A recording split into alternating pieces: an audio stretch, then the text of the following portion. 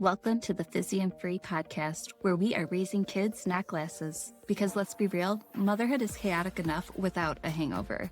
I'm Ashley, a sober mom who's been where you are, and trust me, you are not alone. If you're ready to ditch the wine and take back your peace, you're in the right place. Let's do this. Welcome back to the Fizzy and Free podcast. Thank you so much for tuning in. Today, I'm going to start the episode by sharing what I'm currently calling my mom moment of the week. And I am open to suggestions on what we're going to call this segment because I think this needs to be a staple in every episode. This is going to be a chance for me to give you a behind the scenes peek into my life and how I am dealing with the chaos of motherhood along with you ladies. So, this week, at the time of this recording, was St. Patrick's Day. Now, I live in the Northeast where it is very temperamental this time of year. The weather is very temperamental.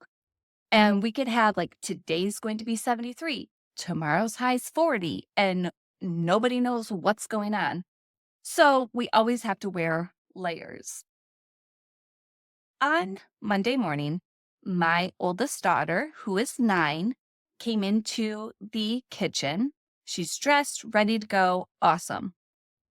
I take one look at her. She's wearing a sweatshirt. And I said, honey, you can wear your sweatshirt, but you also have to wear a jacket. Cue the drama. It's just straight up, this girl's going to get an Oscar someday. I swear to God.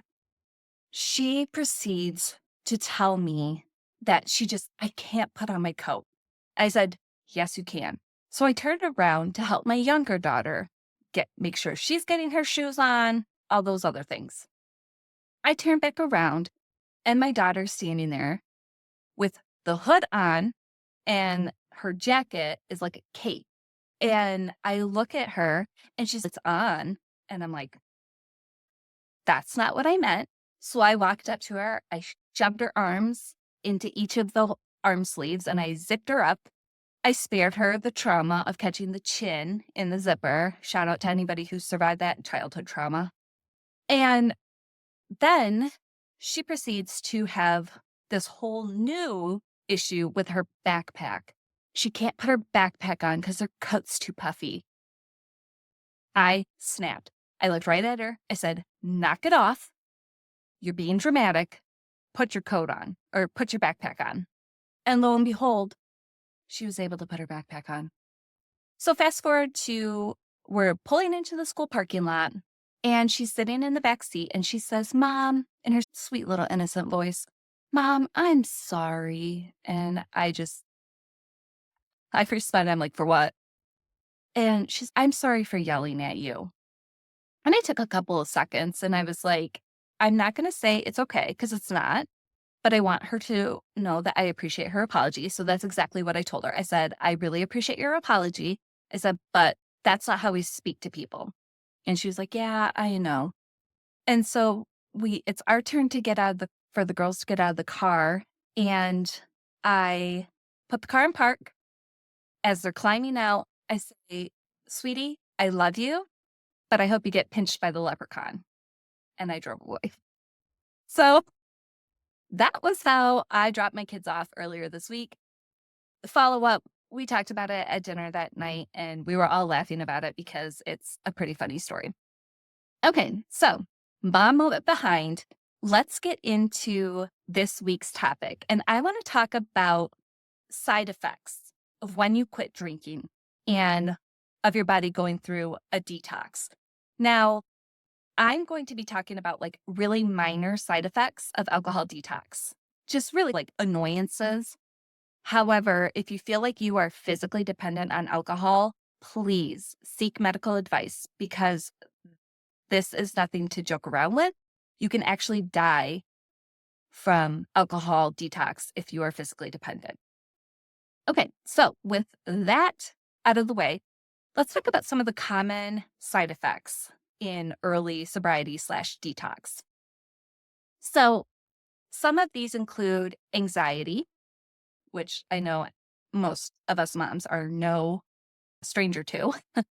There's brain fog, depression, fatigue, headaches, insomnia, irritability, nausea, nightmares, night sweats, and restlessness.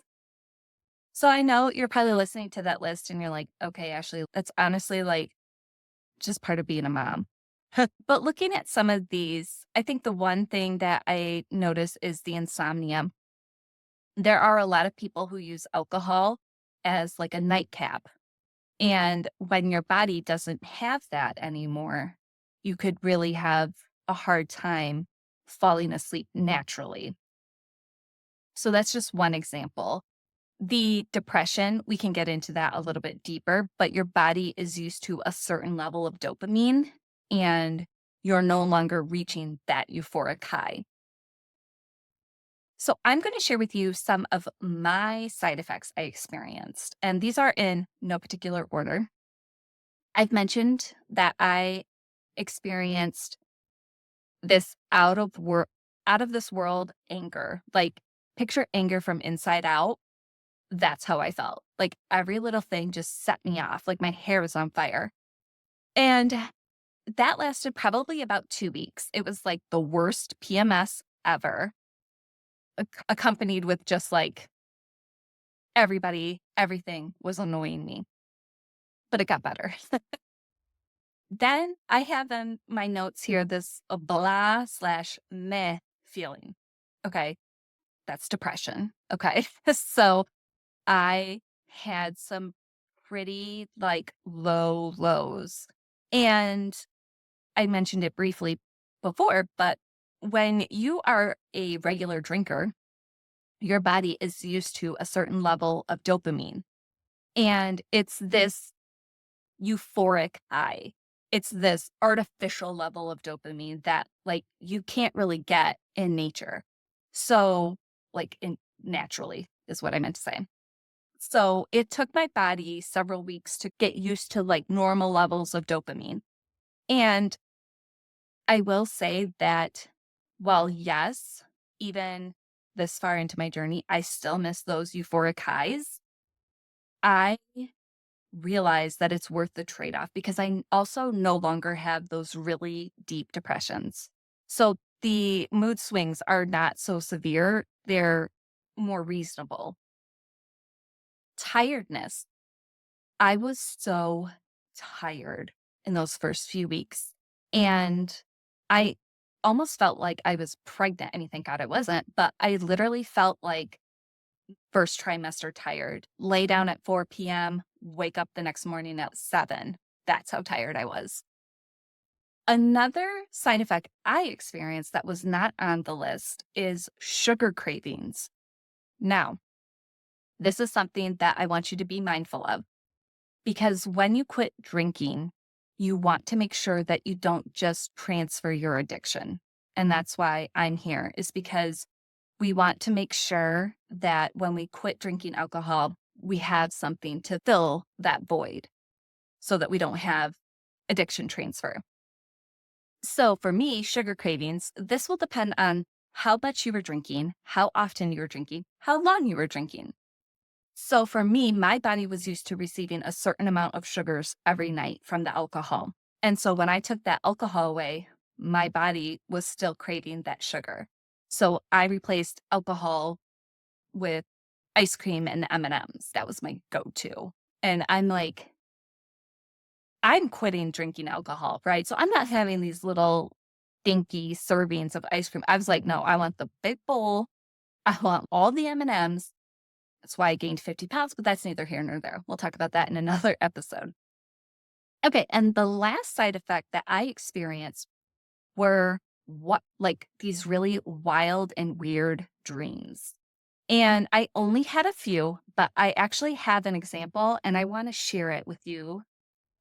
I'll read it directly from my journal. And let's see here. This was on July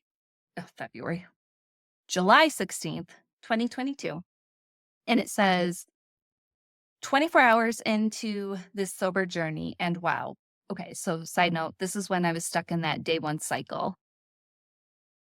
So I had a dream last night and I remembered it. It was vivid and in color. There was an actual storyline. In the dream, there was a group of people and we were traveling on water. As we were traveling, we were told by a passerby, is that a word? I don't know. I'm reading it verbatim, so I don't know. That there is a deadly tick, which is weird and dark, right? This deadly tick is small, tiny, and only attracted to the color blue. Of course, in the dream, my backpack and lunch bag are blue. Like, P.S., what am I, fourth grade?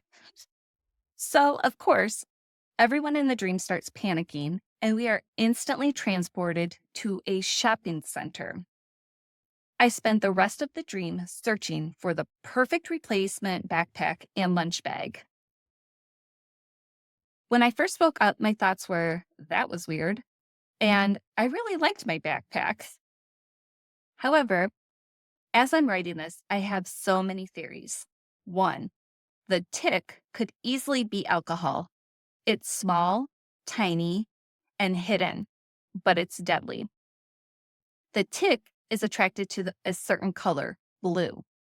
Alcohol is attracted to me because I put in here, I have no control. And three, right now, I'm searching for a new backpack, AKA replacement for alcohol. Right now, I'm not satisfied with the other backpack choices, and I'm wishing I could still use my blue backpack, AKA alcohol. So I was very impressed with myself that A, I remembered the dream. B, I was able to document it.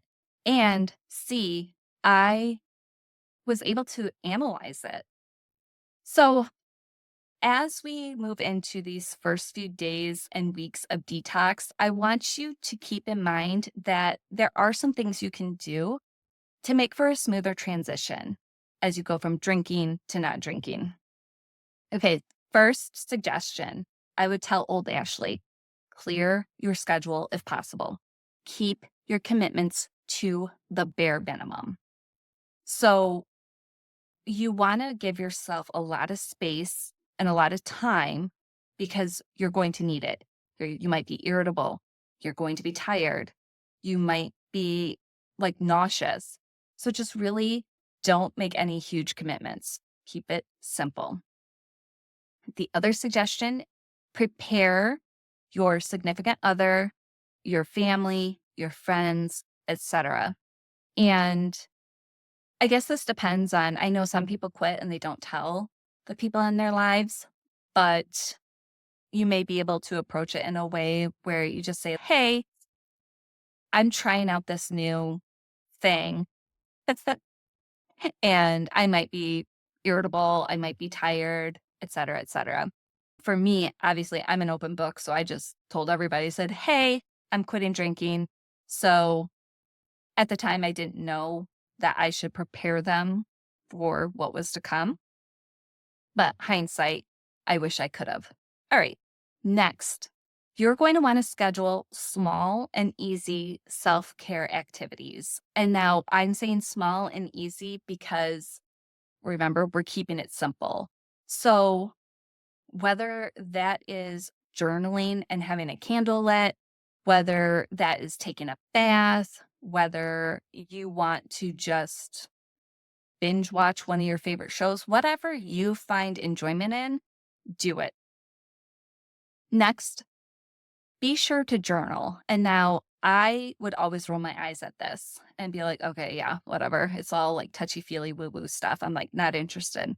However, being several years removed from alcohol, I'm so glad I have my journal to reflect back on and be reminded of some of these experiences I had in the first few days of drinking or quitting drinking, rather. Have special treats on hand. So you do want to reward yourself for cutting out the alcohol. And you do want to acknowledge the work that you're putting in. If that's a bowl of ice cream, if that's a candy bar, whatever it is that you feel like you can reward yourself with, do it. Just be sure that you're putting in the other work that we'll talk about in future episodes so that you don't fall into the addiction transfer trap. Also, have plenty of non-alcoholic drinks on hand. So, whether that's NA beers, flavored seltzers, mocktails, have those things ready to go. And then lastly, find something to do with your hands, especially during your witching hour. So for me, my witching hour was like 4:30 to 8, sometimes 9. So I realized, like, for me, it was more like the motion. Like, obviously, I like to use my hands, right? So I needed something to do with them. So whether that's coloring, crocheting, freaking whittling wood, I don't know, whatever, just find something to do with your hands so that you're engaged and you're not thinking about, oh, I'm missing that action of bringing a drink to my lips type of thing. So those are my suggestions for making a smooth transition from drinking to not drinking. If you're listening to this and you're like, okay, yeah, I can get behind this. I have a free 3-day video series that I'm going to put the link in the show notes, and you can use that to help you break free from the day one cycle. And they are very short videos, very succinct, very easy to follow. And it will help you launch your journey to living an alcohol free lifestyle or to moderate if that is more of your cup of tea. All right. So thank you so much for tuning in. I will check in next week. And if you could do me a favor between now and I don't know, anytime soon. If you could rate and review this podcast, I would so appreciate it. It will help me get out to other moms who are maybe thinking they should address their alcohol relationship and they're just not quite sure where to start. All right, I will check in later. The Fizzy and Free podcast is for informational and personal growth purposes only. I am not a doctor, therapist, or medical professional. The information in this podcast is not intended to diagnose, treat, or replace professional medical advice. If you have concerns about your health, mental well-being, or substance use, please consult a qualified healthcare provider.